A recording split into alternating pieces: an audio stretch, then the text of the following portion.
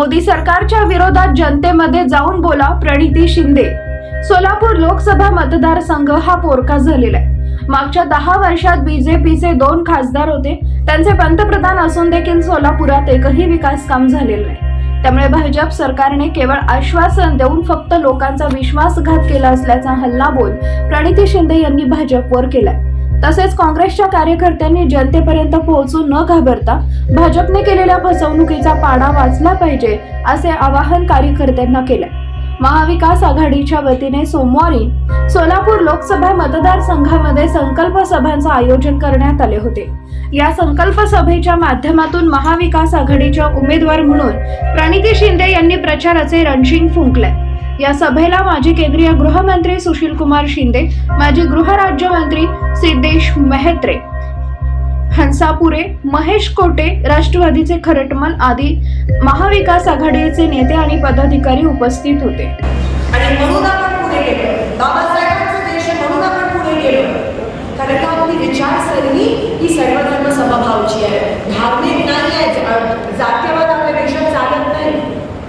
हे लोक आपल्या देशाला ही कीड लावतात आणि म्हणून आपली जबाबदारी ज्या माणसाने ज्या लोकशक्तीने ज्या लोकशाहीने सर्वधर्म समभावावर मतदान केलं, त्या लोकशाहीला हे धर्मावर मतदान करण्यासाठी प्रवृत्त करतायत, जबरदस्ती प्रवृत्त करतायत। आणि असं जर असेल तर काँग्रेसच्या प्रत्येक कार्यकर्त्यांनी, महाविकास आघाडीच्या प्रत्येक कार्यकर्त्यांनी एकजूट व्हावं लागेल।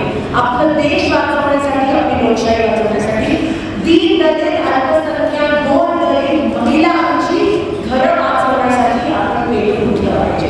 आणि म्हणून हा संकल्प खरं तर आपण कालपासून एकजूट उठायला पाहिजे, पण वेळ गेली नाही, माझ्याकडे पण आमचं तर ठरलंय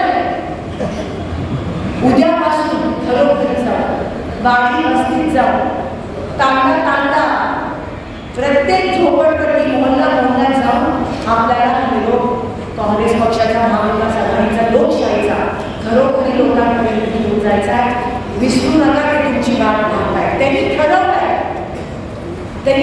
असं नाही व्हायला पाहिजे की तुम्ही तिथे पोहोचलाच नाही म्हणून पोहोचा। ही लढाई सगळ्याची लढाई, की एकट्या कोणाची लढाई नाही, तुम्ही कोणासाठी करत नाही ना, तुम्ही स्वतःसाठी करतात। हा विजय लोकशाहीचा विजय झाला पाहिजे, कारण का काँग्रेसच्या संस्कृतीत लोकशाही, आपण लोकशाहीमध्ये विश्वास ठेवतो पण हिंदुशाहीमध्ये विश्वास ठेवत नाही। जनता जनार्दन आहे, जनता जनार्दन आहे, इकडे जनतेचं चालतं। पुन्हा एकदा त्या जनतेमध्ये विश्वास करून द्या की त्यांच्या किती ताकद आहे ते आपण त्यांना विश्वास दिला पाहिजे। आणि जसं त्यांनी 10 वर्ष मोदीच्या विश्वासाने त्यांनी मोदीजींना आणलं, पण एवढा मोठा विश्वासघात त्यांच्यासोबत झाला की तुम्ही त्यांना जाणीव करून द्यायची आज गरज आहे। एवढंच या ठिकाणी सांगते की लढाई आपण एकत्र लढूया आणि विजय 100% लोकशाहीचा होणार आहे। ह्याबद्दल राजकारणात बिलकुल कोणत्याही प्रकारची शंका नाही, एवढंच या ठिकाणी सांगते।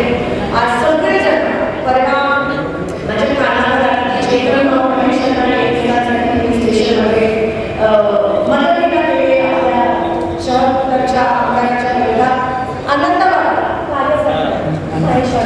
सगळ्यांना आनंद वाटला जेव्हा चेतन महाराजांनी एकत्र लढण्यासाठी गेला। हीच खरी शक्ती आहे।